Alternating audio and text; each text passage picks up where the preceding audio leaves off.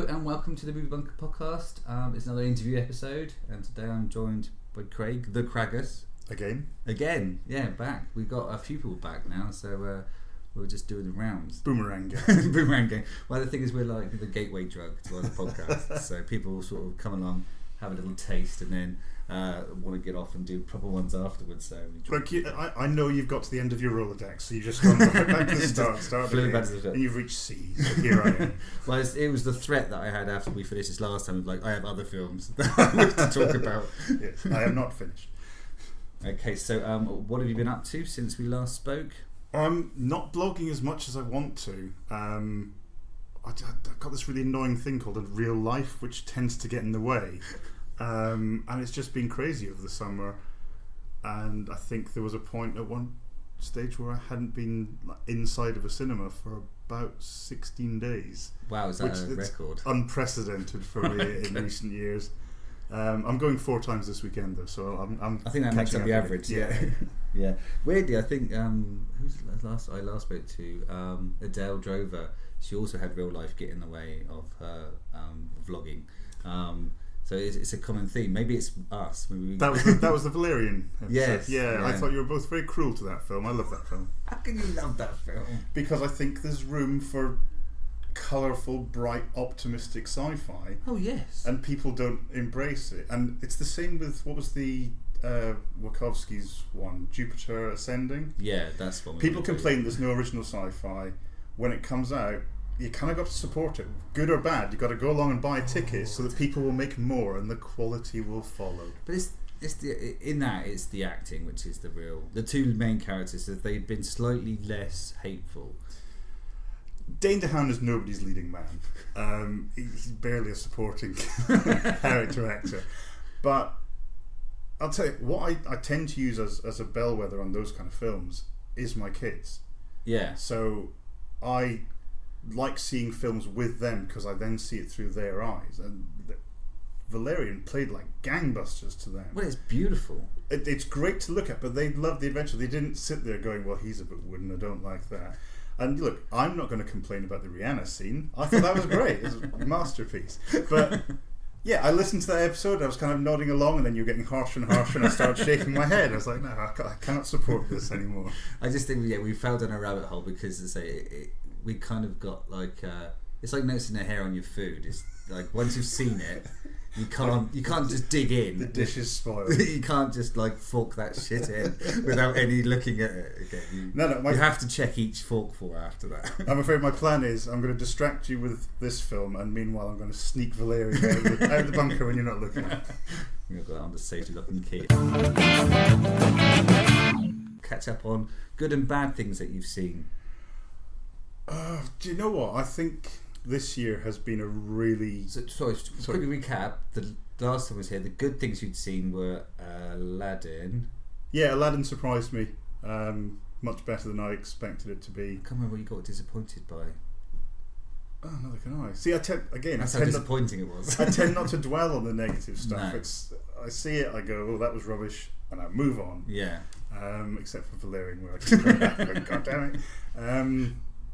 But comparing this point this point now to last year, it just seems it's been a really mediocre year for film. I was looking back at my notes and stuff. I got loads of 6 out of 10s or 3 stars, however you want to rate it, but like nothing. Kind of 2 10 out of 10s. And what were they? It was Avengers Endgame, which kind of felt like a obligation 10 out of 10. Well done, 23 movies. Fantastic. And you didn't drop the ball. I think that's it's special achievement. It's a remarkable achievement, and it is a great film. It's not a fun watch. It's not as fun as the rest of the traffic, but it ends the story, and maybe that's why I don't like it. Endings are sad inherently. Yeah. The other one is Dora the Explorer. I haven't seen that. Fantastic film. Absolutely does everything it needed to do, which is why I gave it a 10 out of 10. It's not the best film in the world. Would Scorsese like it? Would Scorsese say it was cinema? I think Scorsese wouldn't even bother to call it television. But me and Marty don't see eye to eye on that whole situation anyway, which I'm sure keeps him up at night. Yeah. He's been on the phone. He's like, why won't Craig speak to me anymore? But no, Dora the Explorer everything you need from a movie adaptation of a kids' TV show. It has something in there for the grown-ups or people who thinks the show was a bit daft. It's got stuff in there for people who are fans of the show and still love it. It's got stuff in there for people who've never seen the show and have been dragged along for whatever reason, as my sister and her husband were when they came down to visit. It's a better version of Indiana Jones and the Kingdom of the Crystal Skull. Well, it can't be a worse version than Indiana No, Jones. it's true. That's a very low bar to start with. But it's arguably the best Tomb Raider film we've ever got as well. Wow. Okay, fair enough. Yeah, no, my kids enjoyed the cartoon, so... It's fun. It's really, really good fun. Good. I don't give 10 out of 10 lightly, and I had no hesitation with Dorothy Explorer. Has it been a year of surprising film? Because Detective Pikachu was a film as well that was like... Yeah. I was like, what are you doing? Why? And then watched it and really enjoyed it. There has been a tendency this year that the properties that you would have banked on paper have stumbled, and the kind of wacky wild cards have come through and kind of gone, do you know what? We're not terrible. In fact, we're pretty good. So Detective Pikachu, great fun film, has some issues, but delivers on what it should do. But Men in Black International fizzled. I haven't watched that. It's okay. Yeah. That's it. 2019 is the year of it's okay. But playing it a bit safe, do you think people? I don't know, because you wouldn't think like with big like Men in Black, you're going to get an audience regardless. And I think that's the problem. That's why we're seeing so many of these kind of here's a recognisable name. Yeah. Come and see it because you recognise the name. One of the problems with Joker. But they're not pushing the brand. They're not doing anything different with it. Marvel tend to do this with their properties. They go, here's the recognisable brand, but we're going to do a few weird twists on it. So it's not like what you read in the comics. You might not like it. You might love it. But here's a different version of it. DC, with mixed results, have done that as well. They've tried to push it in different directions and at least not just cookie cutter the same kind of thing, which the Superman franchise, especially by the time you got to 4, had started to do, was just here's a guy.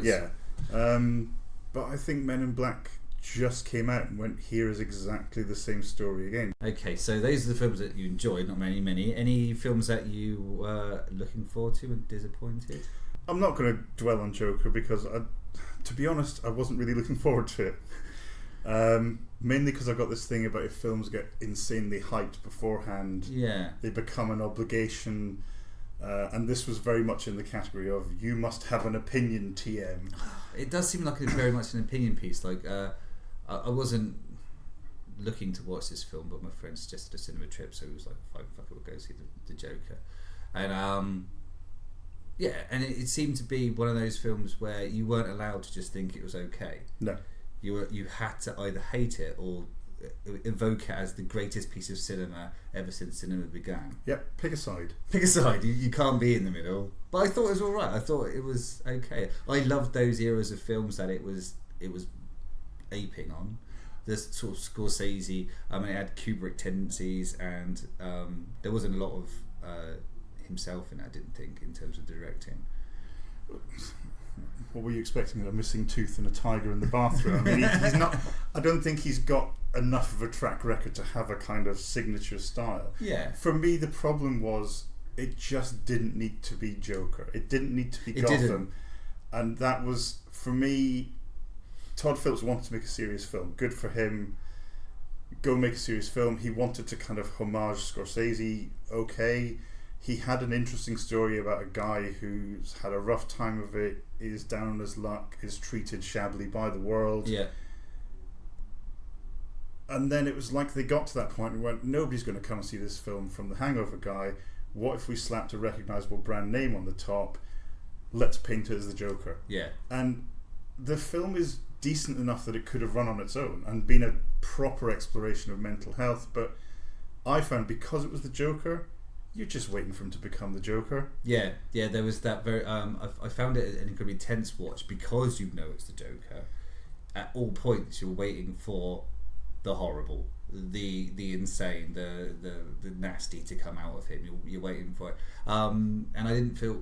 And it's one of those weird things. Like as a standalone film about a guy suffering from mental illness, I think it works and it works well. Yeah. It's maybe overacted a bit, but apart from that, it's perfectly fine. If you have a knowledge of the world of the Joker, then you can't see how that he goes from that to, because I mean, like, yeah, he's had some trauma, he's got some mental issues, but from that to the babbling homicidal maniac that we see completely and utterly disconnected from society. It's like I don't see it. I don't. But which flavour of Joker is your favourite? Do you want the wacky clown prince of crime plotting a heist? Do you want the anarchist? Do you want the sadist? Do you want the this was Joker as a martyr, I guess, which is an okay take on it. But let's all just be thankful that the film finally showed us how Thomas Wayne and Martha Wayne met their end, because if that's not been filmed before, honestly, it cleared up a massive gaping hole in the Batman legacy. When is she going to lose her pearls, for God's sakes? I have to admit, I don't know the cartoon lore. Were pearls that significant until Tim Burton? I don't think so. Because I think everyone surely he'd be Pearl Man if they were that big, right? But everyone seems to go back to that. Those pearls clattering to the floor, which is Tim Burton, and it feels to me like that was his contribution. But I haven't read the original book. Was that not just his way of doing a PG death? Like, surely that's just how you do a PG death. You show something broken. Yeah, but you can't say with like a gaping wound and. No, it's a great visual piece of cinema, which is why I think it's been aped so often. Yeah. But it's gone to the point where it's gone past cliche to parody now.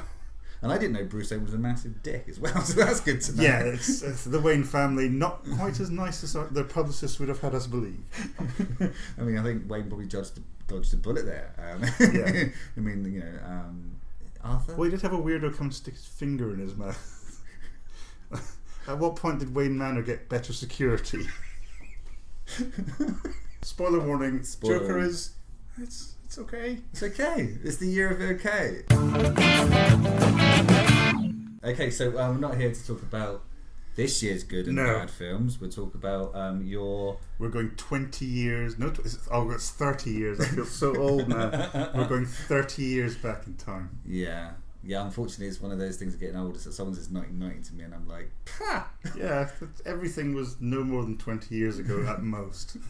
Okay, so back in then, there was a franchise called Star Trek. Yeah, whatever happened to that? I don't know. It's coming back, is it? I don't know. So we're going to look at today at Star Trek V: The Final Frontier, which I can't believe there wasn't a Star Trek called The Final Frontier until The Final Frontier. It's also odd that it's not the final one featuring the original crew. It's like it felt like it should have been kept in a vault until they were ready. Are we sure? Are we sure now? Yeah, because after this one, there's another really, really good one. And in fact, the one after this, The Undiscovered Country, I would argue that Star Trek films were never that good again. Did they find it? The Undiscovered Country? Yeah. Well, it's the future. Okay, so we just kept searching. So I'll play the trailer now. A strange force has entered the galaxy. The future of mankind is at stake. It could only mean one thing. Greetings, Captain. Spock! I do not think you realize the gravity of your situation. The vacation is over. Now, the crew of the Starship Enterprise Enterprise, are you ready? is taking adventure where it has never gone before. What are you standing around for? Do you not know a jailbreak when you see one? From the mind of a madman A hostile force has taken control of our vessel. Mr. Sulu, full ahead. through the center of the galaxy You know we'll never make it through the Great Barrier. to the final frontier. Fascinating. How often have you done this? Actually, it's my first attempt. Fire the rockets! You never cease to amaze me. Nor I myself. This is the boldest trek of all. Warp speed now. Star Trek V: The Final Frontier. Mr. Scott, you're amazing. Oh, there's nothing amazing about it. I know this ship like the back of my hand. So yeah, spoiler-free trailer, just in case someone's seen the film before. Oh, there you go. I rest my case. What a great film that was. 2 minutes and we're done. Okay, so how does this film start and what do you like about it? So I think I need to give you some context around my history with Star Trek V, because when it first came out, and for the longest time it was my reigning champion of the film I'd seen the most often in the cinema. When it was first released, I saw it 5 times. Not because I loved it so much, but because I didn't. Like a massive Trekkie or Trekker or whatever your preference is, and I kind of watched it and went, huh, this is alright. But I thought, I must have missed something. It's a Star Trek film, I should love it. So I went back and I went back and I went back. And it never kind of properly clicked. And then so years passed, more sequels came out. I kind of forgot about it. And then it was only when I kind of went back and started rewatching them, and you dig into what happened behind the scenes of it, you start to understand where some of its shortcomings come from. And I think the older I got, the more I appreciated the stuff it gets very right.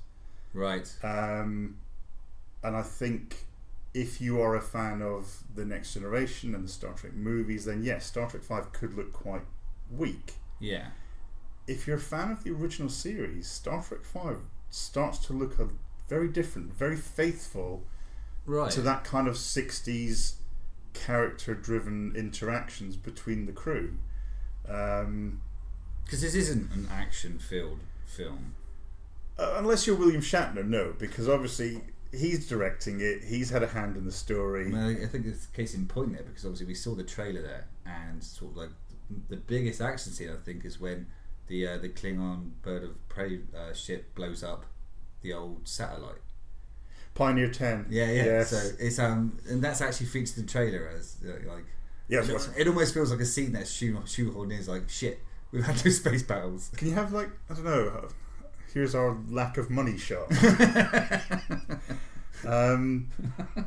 Yeah, it's much more character driven, I think, than any of the films that preceded it. It doesn't have the kind of story driven approach that Star Trek 4 did with the whales and that kind of fun back in time. It doesn't have the swashbuckling action of Star Trek 2, The Wrath of Khan. It's very much a bottle show, and I think weirdly it was Paramount's most successful and most profitable franchise. Just because you went 5 times, right? Yeah, it was me. I was keeping it afloat. But every single successive sequel, they cut the budget. They weren't investing, and it was very much the way back then. Is sequels were expected to do less and less business, so they got cheaper and cheaper and cheaper, and you see that through the 80s with every franchise. Right, so they work on a diminishing return model. They think it's going to do less, so they spend less. Yeah, and so it maintains the profitability. And then I think 5 was had its budget cut during production, and that completely kiboshed the ending that was planned and written and would have been very different. And the film noticeably runs out of steam in that last kind of 20-30 minutes. The end feels very much like we need to end this. And the other problem they had was it was right during the 1988 writers' strike. Was that back then? Yeah, so they couldn't rewrite things on the fly, they couldn't adjust to their reduced circumstances, so they had to kind of go with what they could cobble together. Just cut around it. I mean, basically, while it was damaging this, it was also screwing up The Next Generation's second season on TV, so Star Trek suffered a lot from that writer's strike. And we got reality TV as a result, so that's always something wonderful to come out of everything. Yeah, see, there you go, there's your trinity of terror from the writer's strike. So in terms of plot for this film then, so it starts off on the arid planet of galactic peace. Yeah, Nimbus 3. Starts off very Western, starts off with a mysterious horse rider, because Shatner's directing, there's going to be horses because he loves his horses. He does love a horse. It's quite well shot though. I mean, Shatner, first time feature director. It's amazing how many alien planets have horses, isn't it? I think if you look closely, it's got a little horn, crazy glued to its snout to show you it's an alien horse. But yeah, it's got this kind of mythic quality. It's the only Star Trek film to date that has a cold open. So the same way the series did of, You have a little scene beforehand, then into the credits, and then the rest of the film. And it brings us Cybok, who's a laughing Vulcan. And you kind of go, oh, that's quite weird. Yeah. And then do we know he's a Vulcan straight away? Because he's kind of hooded. He uses it to explain how he's going to manage to get a starship. Because he takes off his hood and shows the guy his ear, the guy with the worst teeth I've ever seen in Star Trek. Do you think they're fake, or did you think they just hired someone? I really hope they were fake. Or he just wandered off the lot from a Mad Max sequel that was filming down the road. So he goes, you're a Vulcan. I don't know, Vulcans have like Uber X with starships. They can just like... Yeah. Because otherwise... We learn later the planet has a Klingon. The planet has a Klingon, a Romulan, a Terran. So I'm assuming any of them could summon a starship if they wanted. I'm amazed they don't have their own. Like, it never really articulates what the point of the Planet of Galactic Peace is, and I think that shows how interested the film is in that particular concept or idea. Yeah, it's just an excuse to get the Enterprise roped in. Yeah, but we're introduced to Cybok's power, the power of pain, or pain relieving, or giving of pain and then relieving of pain, or exposing of pain. I think it's Cybok's power of aggressive psychotherapy. He's like, why he never went into Starfleet and became a ship's counselor. I mean, Deanna Troi would have had no chance against this guy. But yeah, next. It's a little bit like Lucifer from the TV series with his whole tell me of your pain, tell me of your honest desire, that kind of thing. But yeah, so apparently he listens to people's problems and he goes, oh, they're there, never mind, and they go, cheers, mate. I'll do whatever you want. Yeah. So he's some kind of like hypnotic agony arm in space. Yeah, there's sort of, because this enthralls people, but there's sort of like beginning and end of his enthrallment is never really kind of fleshed out or explained, right? No, it's the beginning of the enthrallment is after tell me your pain, then he gives him a little man cuddle, and then they go, right, what do you want me to do? And then later on they're like, do they drift away? What happens to them? Well, I guess they're kind of the cause now. That's it. They've joined up. They've signed up. They've got their thetans arranged. But they don't even know what they're signing up to. They're just. Yeah, I mean, he's a Scientologist. There you go. That's at least they didn't have to pay, right? I mean, well, we don't know that. This guy's got a gun in a hole, apparently.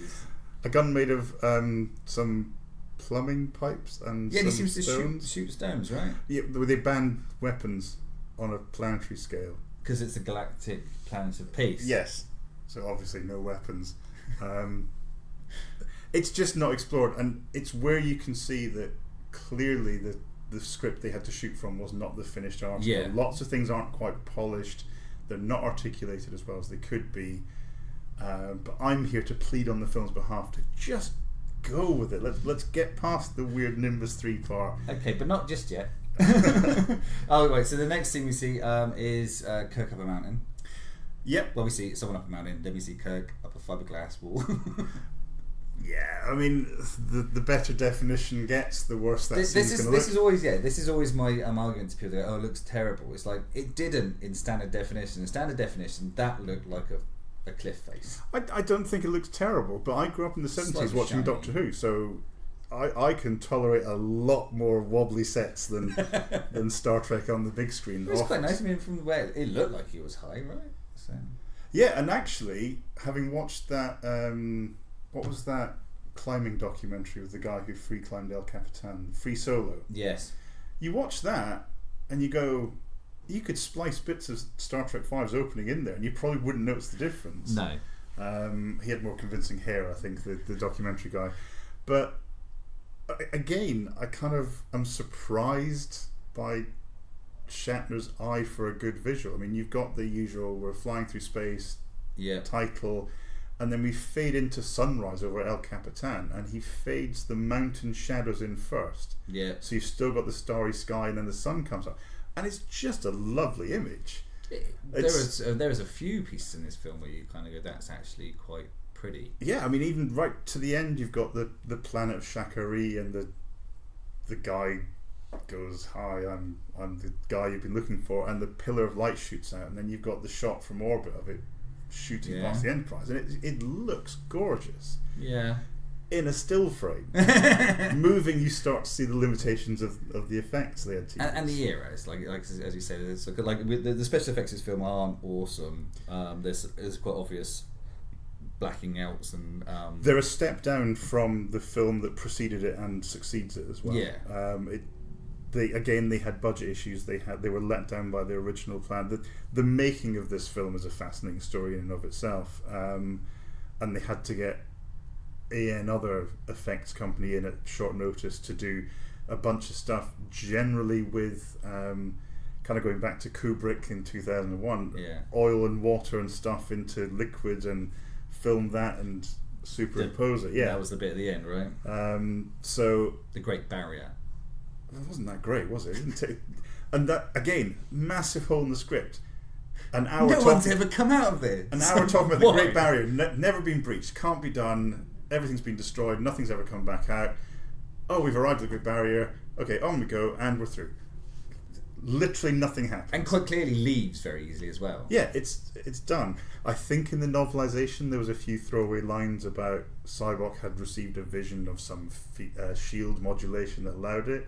It's like, oh, that's the kind of detail that would have been good in the film. That would have been handy, yeah, because that would have got rid of a plot hole. But it's a massive anticlimax because huge. You go, and yeah, there's another thing about we've kind of jumped from the very beginning to that's the fine end. This is what we do, and this is a bit of deep cut Trek trivia here. There is an episode of The Next Generation in season 4, I think, called The Nth Degree, where Dwight Schultz as Lieutenant Barclay gets zapped by a probe, becomes super intelligent. Yes, remember that one. Takes the Enterprise D to the center of the galaxy, right, and meets a race called the Cytherians, who look kind of like the guy in Star Trek 5. Right. But you're about I think the Next Generation episode was made 2-3 years after Star Trek 5. And you just kind of go in your own head canon, or certainly I have, I've gone, well, clearly the guy in Star Trek 5 is a criminal of that race that they meet in the Next Generation, and that's why he's imprisoned on that planet. Right, and he needs a lift. But they don't reference anything about Star Trek 5 in the Next Generation, and it's always bugged me because I thought you could just connect that up, and it just makes it retrospectively much more interesting. But I kind of think you made the guy that actually appears look really like the guy in Star Trek 5, so somebody do something with it. I think the plot isn't the best thing about Star Trek 5. It's a very Star Trek one. The crew of the Enterprise meet God. I mean, Gene Roddenberry wanted to do that story since he first put pen to paper and created it. Yeah, it's a tricky one to sell to the networks, I imagine, though.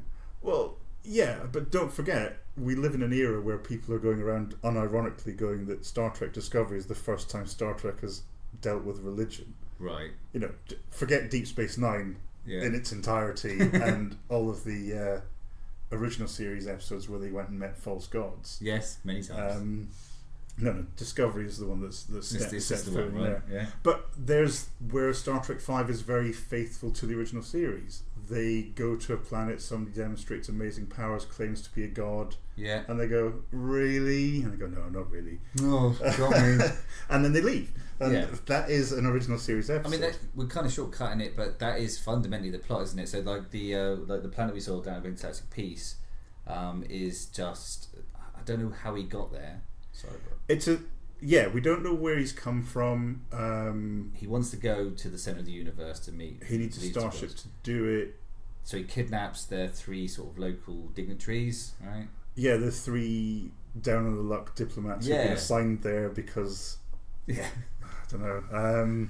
We don't know. Well, you're kind of given the excuse that like the first 2 look proper jakey, like they're clearly drinkers and they've been sort of sequestered out to that, Yeah, and then Back and Beyond, and then this Tia Carrera looking Romulan turns up, and you go, Shatner, I know where you're going with this. Please don't. As soon as you see like the gold lamy suit, you're like, oh Jesus, Shatner, really? But he's bringing the flavour of a Western frontier town, and it's clearly a venue for a set piece because you've got the Enterprise, Shakari, Nimbus 3, and that's your locations for this film. There's not a lot. Well, you got Yellowstone, Yosemite. Yeah. but that's kind of it. In that, Shatner brings some things to the screen that hadn't been done before. He beats Total Recall to the punch of having a triple-breasted alien woman there. Yeah, so when I watched this, to explain, they're in the bar of this planet because saloon. It's a western. It's a saloon. The three dignitaries are meeting out back. Emissaries are meeting out back, and out front. That you can imagine when they're writing this, they managed it to be a beautiful vista of low lives and crazy stuff going on. 100% that script said the Star Trek version of Mos Eisley from Star Wars. Yeah, but better. And what they actually got was the Star Trek version of Mos Eisley from Star Wars, but much cheaper. So much cheaper. But the sort of focal point of this saloon area is a cat lady with 3 breasts dancing on the bar. Provocative. I don't know, but she's making weird cat noises too. Right? She is. And for the podcast, this plays well because I'm doing little cat hands. Yeah, it's like I'm watching a live Snapchat filter. Yeah, her heart's clearly not in it. Because she's just kind of, it's very. And at one point, someone touches her tail, and then she makes like wow noise. But you kind of go, all right, Bill, you do you. I can forgive 3 tit cat lady. What I can't forgive is Paul. Oh, so like they're playing a bar game, which looks like. Cool. So people billiards in America, but it's actually floating balls.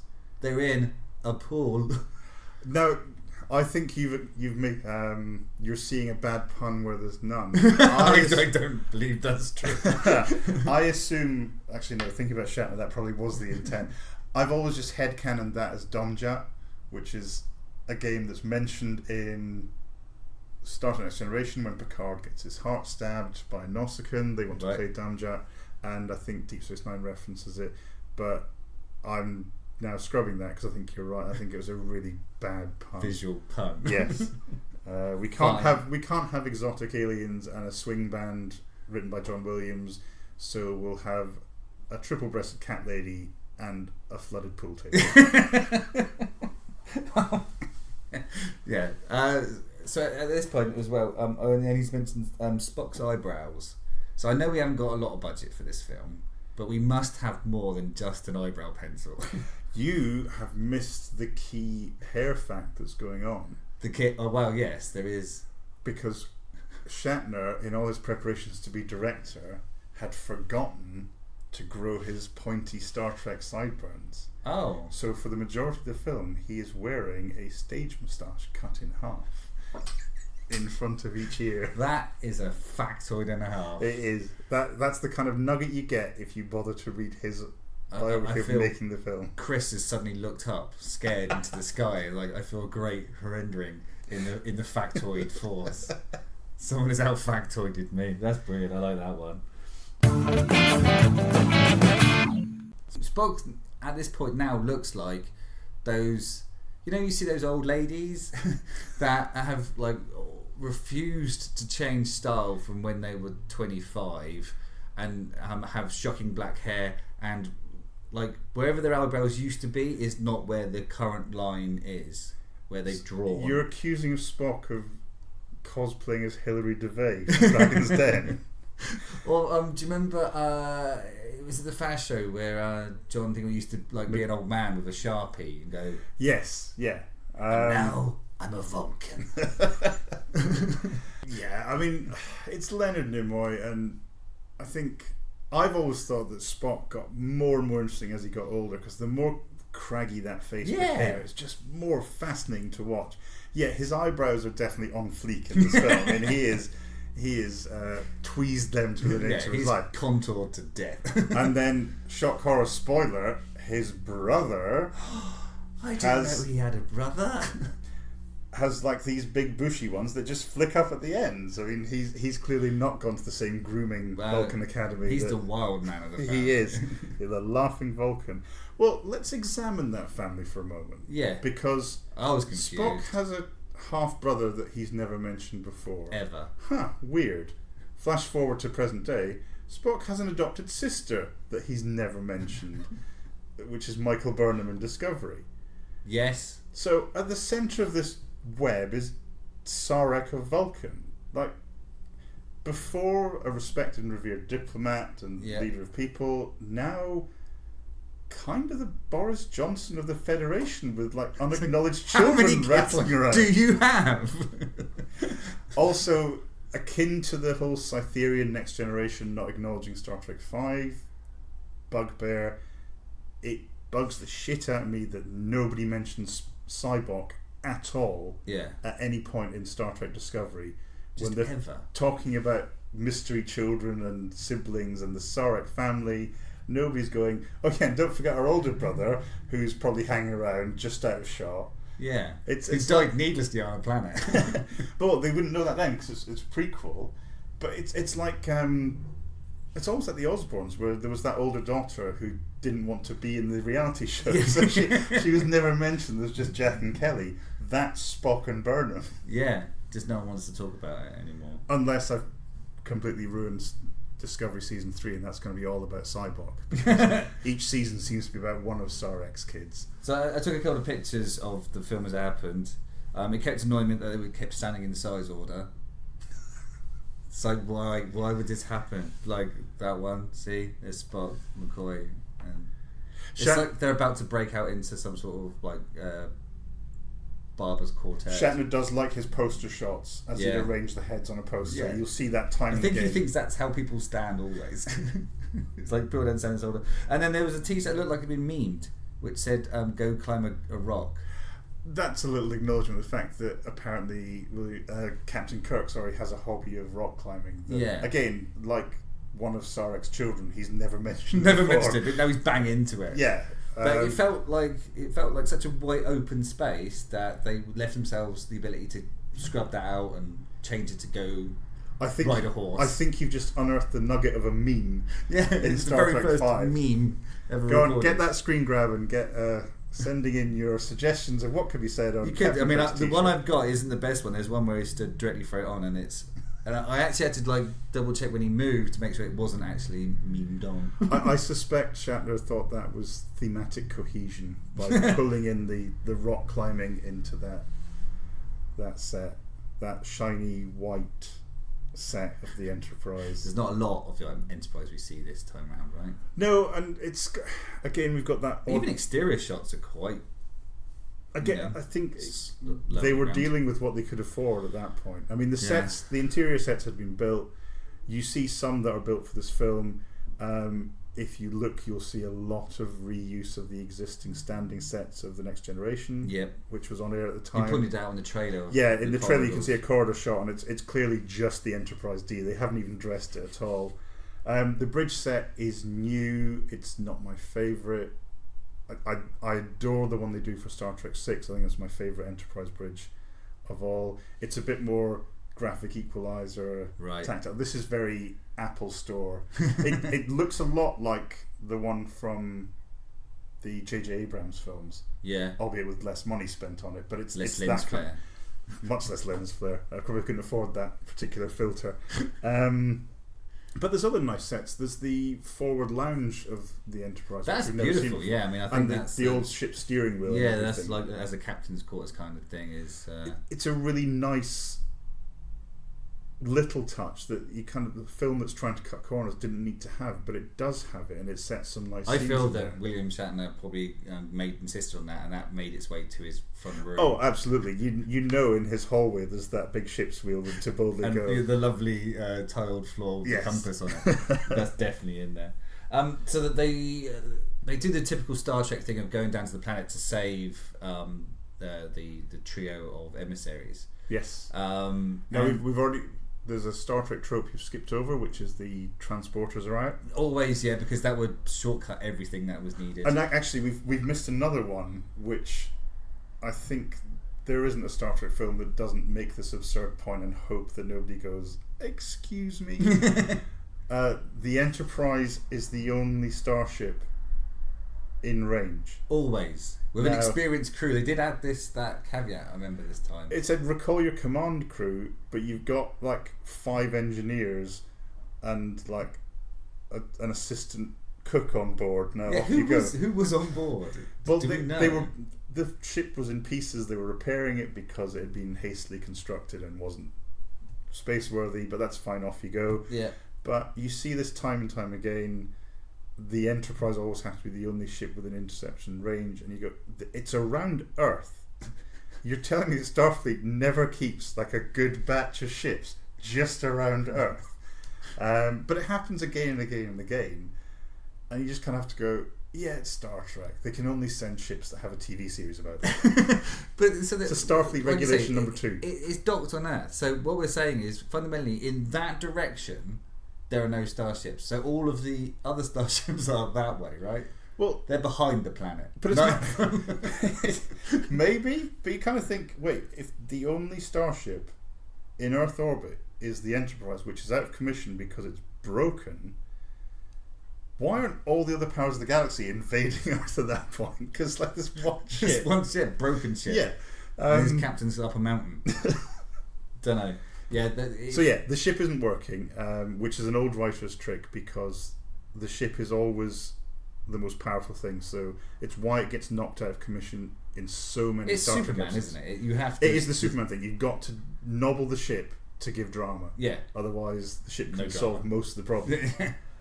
Because it will eventually. I think that's always the case. It will eventually solve the problem. It just can't do it right now because now's too soon. It can if you can't find a better way to solve the story by the end of your 44-minute episode. Fix the ship. Beam them up. Done. So yeah, we've got the ship is broken. It's understaffed, so we don't need to pay for many extras. The teleporters won't work, so we have to do exciting shuttle things. Yeah. So he has to go down to the planet. He does that typical captain thing of doing the most dangerous thing at all times, leaving Chekhov on to take over the bridge. They go down to the planet. They need to get there like in an hour and 10 minutes. They've got an hour and 10 minutes. What's the? Because the Klingons are coming. The Klingons are coming, and also this Western saloon apparently has quite good sensors, so they need to land outside sensor range. But basically, William Shatner wanted to ride horses again. And also have Uhura dance naked in the moonlight. This is what I wanted to bring up so bad. What the hell? Again, go back to the original series, and there were several musical interludes of varying quality. I don't care about that. I don't know where she got the massive leaves from. And why did she think she needed to be naked? She packs them as part of her away team equipment. I mean, when you go on a trip, do you not take a couple of massive palm leaves in case you need to do an erotic dance? And you promised your wife you wouldn't do a Me Too trip. But I just think in the modern world, right, you're away on an away mission. You're the only woman, and they go, right, we need a distraction, and then you have to have that conversation. It's like, right, so Uhura, I don't know if you did you bring your leaves for a start? Is it worse if Captain Kirk brought the leaves and went, I had this idea, but a beautiful voice he's got, and it carries. Yeah, it's Shatner, man. But surely it's such a you like. Hold on, this feels a bit distraction-y. They're all blissed up because they've had their pain taken away. That's true. They don't care. They just want to see a show. Yeah, that's it. They've ridden the horses out there. They just want dinner and a show. Again, it's the clumsiness of the script because it couldn't be polished. It couldn't be refined. You see these. I think. But look, it gives Uhura something to do, which isn't that common in many of the Star Trek films. No. She gets a set piece. She's sexied up in this film a few times, right? She has like a Scotty moment where... Yeah, there's a weird kind of... Are they together now as an item that appears out of nowhere and disappears back to nowhere pretty much as quickly? I don't think it offended as many. I think if that happened now, you'd get the kind of level of rancor that you got around Natasha and Bruce Banner in the Avengers. Right. People going, oh, I don't like that pairing, blah, blah, blah, blah. Back then, fans were calmer, or at least the angrier ones couldn't make their voices heard. Yeah, they'd have to write a postcard and send it in. So it kind of just got glossed over, and it was never picked up again or addressed. No. But Scotty's a proper gent, though, because, like... He makes the delineation. It's like, I could do you, I just don't want to under these circumstances. Well, to be fair... Because you're not in your right mind. If we're going to talk about diverse orientations... Scotty is clearly an objectophile, and his love is the Enterprise. Yeah. He just wants to be alone with us. Yes, absolutely. Also, I wanted to check. After 6 Distraction, they do a raid. Did he kill the cat lady? Did William Shatner, James Kirk, kill the cat lady? Because he throws her into your favourite into my sports, into the hand. Maybe the whole reason they were war was just for this, but no, I suspect he didn't kill her, and I suspect the producers made him cut out the extended scene of her licking herself dry, as a cat lady presumably would. That's where they drew the line and went, no, crossing that bit out, we can't. We'll leave her face down in the water and assume everything's A-OK. She's probably just lapping up a little refreshing drink after a busy fight. Interestingly, it's one of the few Star Trek movies since Star Trek 2 that doesn't really want to acknowledge the age of the crew. Every other one has made a point of doing that and turned it into a virtue. This one just kind of glosses over it. It's the last swashbuckling hurrah of the crew. And I think it maybe shouldn't have been, because the little sort of fights that he does on his way to killing the cat lady, whether he did or not, he did. His swashbuckling way, like the fight scenes he has are horrendous. He has we can just suspend disbelief. There's 3-tiered cat ladies, there's spaceships, there's people shooting rocks at people. But what I can't ever get over is if I trip someone up, that's not them out of the game. No, I obviously a side effect of Cybox making you happy is you become incredibly fragile. Yeah. And kind of like one stumble, you're down. That's it. Yeah, you're not getting back up. It's like tag rugby. It's just like there's very much an honour system in the fighting. It's like if you touch the floor, then you're out. But yeah, again, the choreography on the fights isn't the greatest, and the next film would have better choreography. I don't know if you remember Star Trek 6. There's that fantastically self-aware scene where Kirk fights himself, right? Because the shapeshifter turns into Kirk, and that's better choreographed. He's a first-time director, and I think it was a challenge for him. And while his visuals are good, there's a lot he lets slip. Yeah, okay. But again, crappy Shatner fighting, very original series Star Trek. Yeah, well, yeah. Even the most famous rock throwing sequence in the world is crappy. Oh yeah, and that's why I keep coming back to the fact that of all the glossy films they've made, Star Trek 5 is the most true to the original series that spawned it. Yeah. To the point where it probably shouldn't have been. It feels like we're dallying around a lot on these sort of opening sequences, but to be honest, the middle and the end doesn't offer much. No. Well, and this is where I'm going to make my pitch for it not to go into the bunker. Not a lot happens event-wise or plot-wise, but there's tons of great character stuff. There's a lot of them just interacting, like the trio of Kirk, Spock and McCoy, the camping stuff. Yeah, it's goofy and it's a bit cheesy, but it's them. And after all the kind of, if you think where the characters have been in the trilogy of the Genesis device, Spock dying, coming back to life, going back in time and all that, you just kind of see three friends enjoying each other's company and kind of interacting in that way of kind of curmudgeonly and it's that old, it's great known stuff. Friends where you don't have to be on ceremony 24/7. And then you get the later bits where Cyborg tries to split them apart and test the bond of their friendship, and he shows McCoy that scene where he switched off life support for his father like a few weeks before a cure came, and that's quite raw. That is. Yeah, and whatever else is happening, DeForest Kelly's performance in that moment is superb. I mean, he is on point.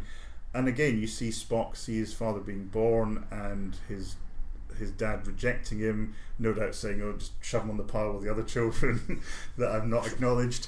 But you also we may need this in another film. Just put him over there. Yeah, but you also see Spock not troubled by that, and that's a huge moment of character journey and development from where he's been with the relationship with his father and the acknowledgement of his human and Vulcan side. And then ultimately, Kirk's got that great speech about he doesn't want his pain taken away.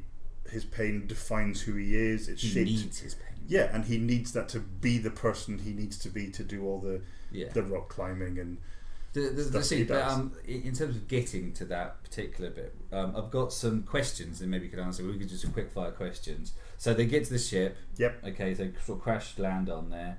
The shoot him moment is superb. Yeah, that's good. How do they know where the brig was?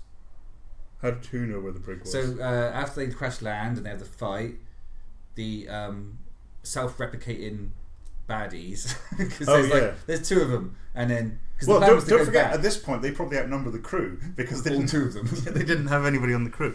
How did they know where the brig was?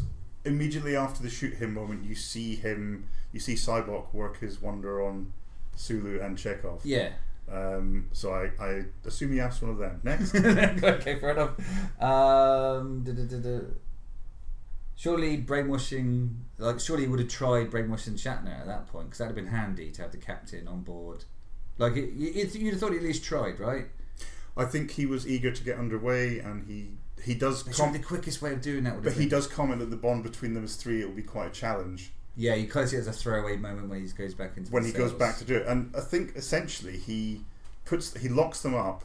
He takes the rest of the crew to the bridge. He says, "This is where we're going. Get going."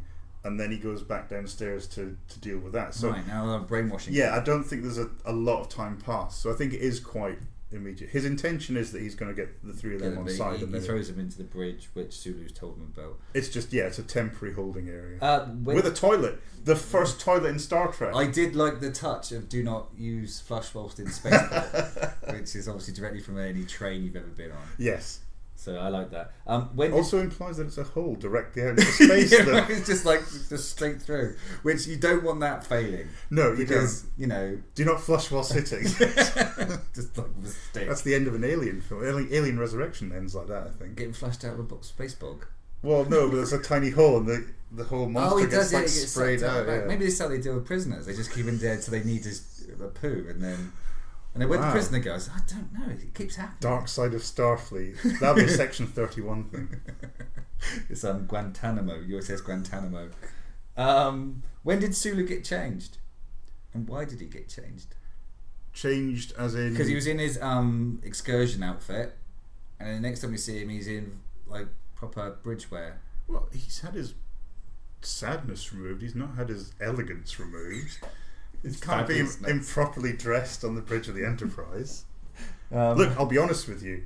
If I had a choice of any outfit or that Star Trek uniform, that particular movie version, the burgundy clip-o, I'd wear that all the time. I love that uniform more than anything else. It's better than the roll neck. And the away thing had the weird shoulders. What was it? The romper suits. They were cute. Okay. Why didn't Scotty just open the cell door? I think it's implied it was guarded by one of the people with sticks baddies. And rocks. Right. How many baddies were there? We don't know, do we? More than the crew. And then I've written just pain, which indicates we got to the bit with William Shatner shouting pain a lot. So just after and it is a good scene. I will give you that 100%. That and it does show some decent acting chops from everyone involved in that scene. After that, he just leaves. Sobok just leaves, and they're not locked up. They could just. No, again, I think with a more polished script, it would be more obvious of the interesting dynamics going on there. Because at its heart, and what we haven't talked about, he's kind of challenged them, isn't he? So he's kind of piqued Shatner's interest at this point. Don't forget, at their heart, they are explorers. That's their mission, is to go and seek out new life, new civilizations, to boldly go where no man has gone before. Really early on in the sort of conversation, he's kind of like, is that possible? Yeah. And you can see there's kind of like, ooh. So I think it kind of reaches to that explorer part of Kirk. I think what we haven't talked about is Lawrence Luckinbill as Cybok really holds this film together. He's good. His performance throughout is great. Yeah. And he kind of helps you get over some of those. How does this guy manage to persuade these people to do it? He seems quite persuasive. You kind of go, he's got real charisma. I mean, I think I told you before they started recording, they were wanting Sean Connery for that role. He would have been awful. He would have dialed it in +1. But also, he would have been just Sean Connery in space. But that's where the name Shakari comes from. It's a pun on that. So, yeah, if they did that pun, they definitely did the pool table pun. They definitely did the pool table. So, yeah, I think it's, with a little bit more finesse, you can see that it's that kind of, well, maybe Cyborg isn't just this crazed madman. He's just really passionate about his belief that something lies there. And he's so confident in that he doesn't feel the need to imprison them. He's like, look, I've explained what I'm trying to do. I think it's possible. We're going to do it. You're welcome to join us. Whether or not I've taken your pay. There is implied a couple of times, but it's never really like nailed down. Is the fact that he did have some sort of vision at some point, which would explain his sudden appearance. Yeah, and where was he before? Why didn't he do this? Again, I may be filling in some blanks from the novelisation. No, I think he meant. Well, he mentions a vision, but it's much more detailed in the book of the film. Because I think when he's actually we can fast forward to this bit. So they all kind of agree that they're going to take on the Great Barrier, the great oily mark in the sky. Yeah, and then they do, and they fly through it fine, and then they land on the planet, and they eventually meet this character who believes. And I think in that moment he actually says, "You look just like my vision." Yes, right. And I think there's a lot filled in. When did he cut his hair though? During reshoots. Yeah, I know. Do you know what? I watched this last night before because I thought I'm going to record. I'm going to just see if there's anything else I noticed, and I just went, oh yeah, Cyborg's hair is a bit all over the place in these scenes because his hair is very long and he's shabbily dressed. So I think that they've cut a scene where he's preparing himself to visit God. Because that's getting himself spruced up. Because he's in he's not just. So you're telling me that even though it was understaffed, they didn't have enough troops and engineers and technicians and officers. They did have the ship's barber on board. Did you see Shatner's hair ever look anything less than fabulous? Well, no, but it's probably like a tribble that just looks after itself. It's an errant tribble that he's just tamed. I think it's reshoots. And as I said before, the ending was absolutely gutted by the studio just slashing the budget. But you get the God guy count, you get that fabulous beam of light that shoots out into space. And then... Even the sort of Discovery Planet shots. Oh no, it's like a nice outcrop which is in this lovely silhouetted. Yeah, it's for all his faults as a director, framing a nice shot is not one of them. He shows a light touch. Yeah, and you got the kind of temple thing, the claw that looks great. But then as that kind of all goes to shit and the photon torpedo rains down and Cyborg sacrifices himself by using his pain thing. Do we think it's the pain thing he's using? He does, because he says, show me your pain. And then he kind of leaps in there and it doesn't actually do any good because he's still alive. It's just a shame. I like the way no one shouts out, don't worry, there's a torpedo coming. And after that they were meant to, the rocks were meant to come to life, and they were pursued by kind of rock creatures, and it was a much bigger, more elaborate thing. I think on one of the Blu-ray editions or whatever, you see the test footage of them testing these things out. Right, okay. In my mind's eye, I imagine it would have been... Have you seen the film Noah? The Darren Aronofsky... Oh, yeah. And there's a bit where you see the rocky things that are meant to be angels. Yes. Creatures like that would have attacked them. They were a much bigger battle. Yeah. But what they were reduced to was Shatner climbing a slightly smaller mountain, and then the Klingons shooting the creature that just wasn't killed by a photon torpedo with a gun. But I think the implication is he's not dead. It's just giving time to escape, and then they can bugger off, and he's still trapped on the planet. Because he feels trapped, right? Because he wants. He's the starship. Hi, I'm God. And then he shows all the different faces. He's like, have you got a lift? But all that planning, and you can tell, and he blows it at the first question when somebody goes, "Excuse me," and he goes, "Oh, who are you?" It's like, don't you know? Aren't you God? It's like, this is going wrong. This is not how I wanted it to go. It's like a really bad Tinder date. But so, it kind of ends very much like the original series, where stories just kind of easy resolution, and let's all sit on the bridge, have a bit of a laugh to each other, freeze frame, end credits. You get that kind of weird moment between Kirk and Spock on the Klingon ship. Where that Kirk was my favourite line on there. Not in front of the Klingons. Not in front of the Klingons. What? Not in front of the Klingons. I don't know what was Kirk about to do? Huh? But, you know, that kind of partial rapprochement between the Klingons and the Federation sets the scene for the next film to come. Yeah.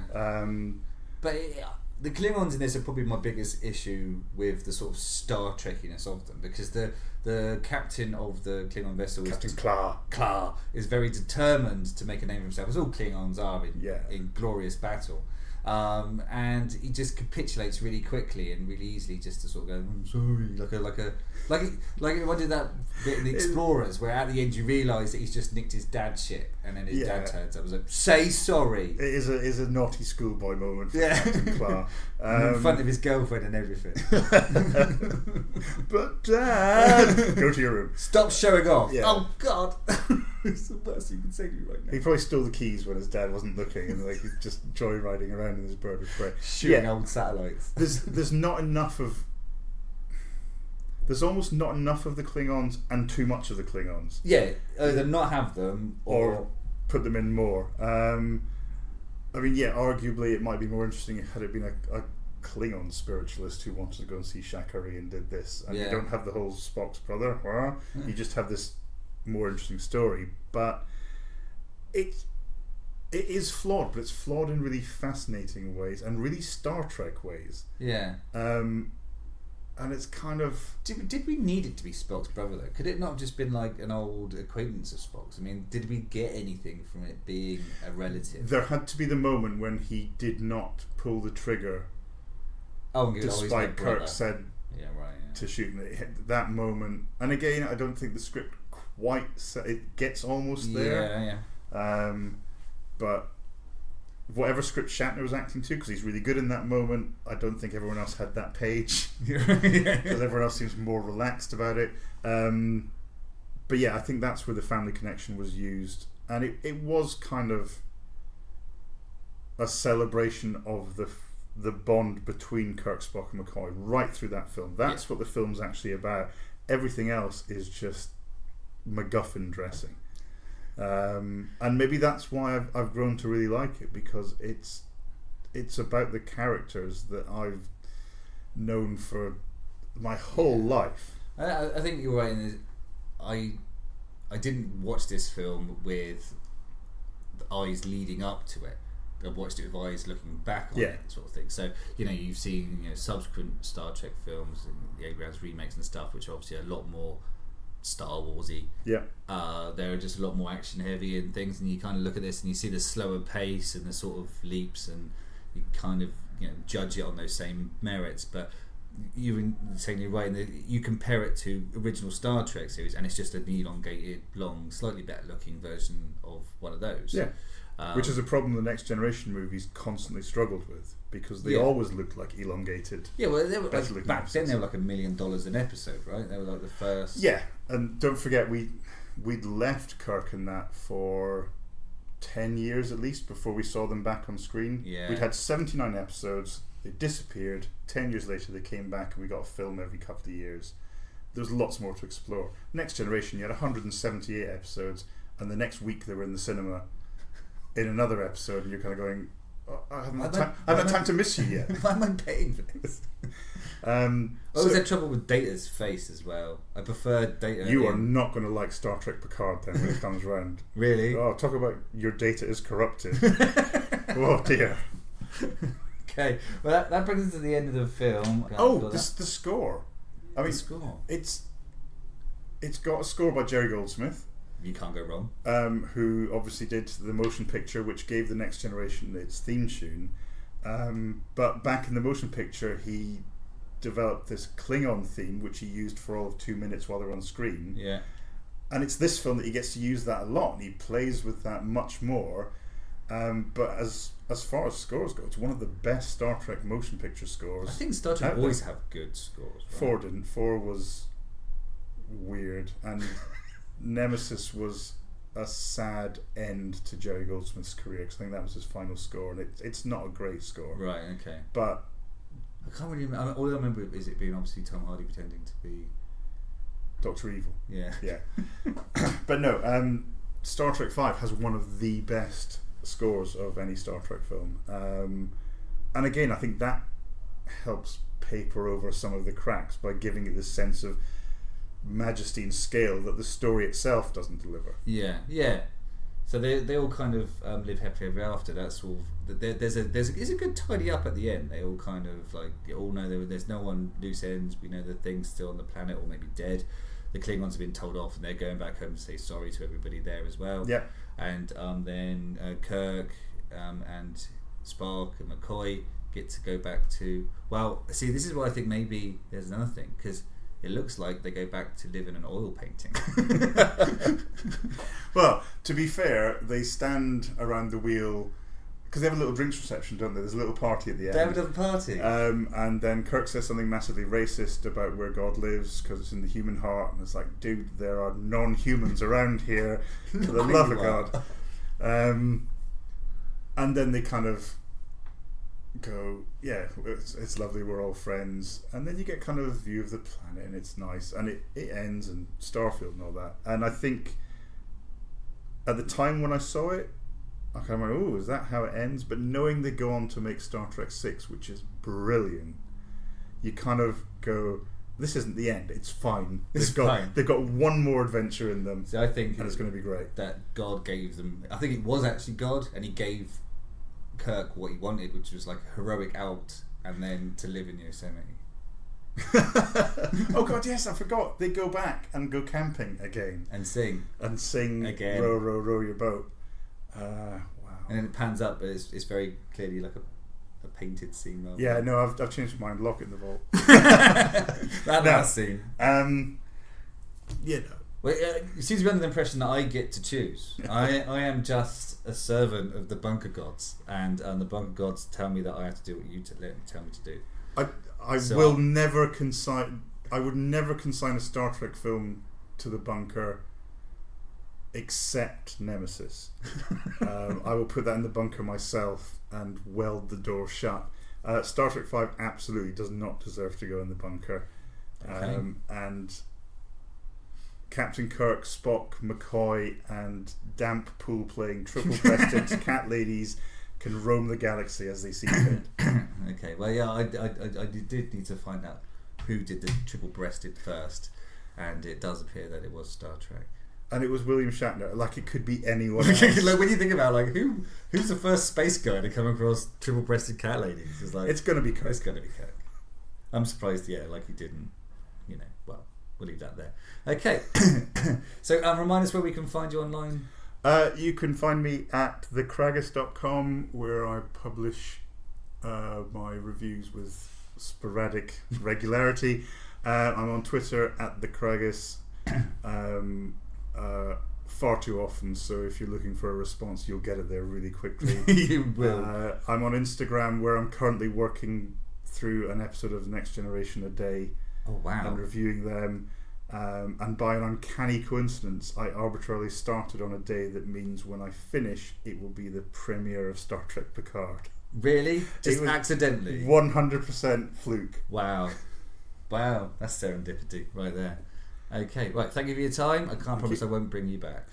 I'll get thinking. I guess I've done a Superman 3, I've done Star Trek 5.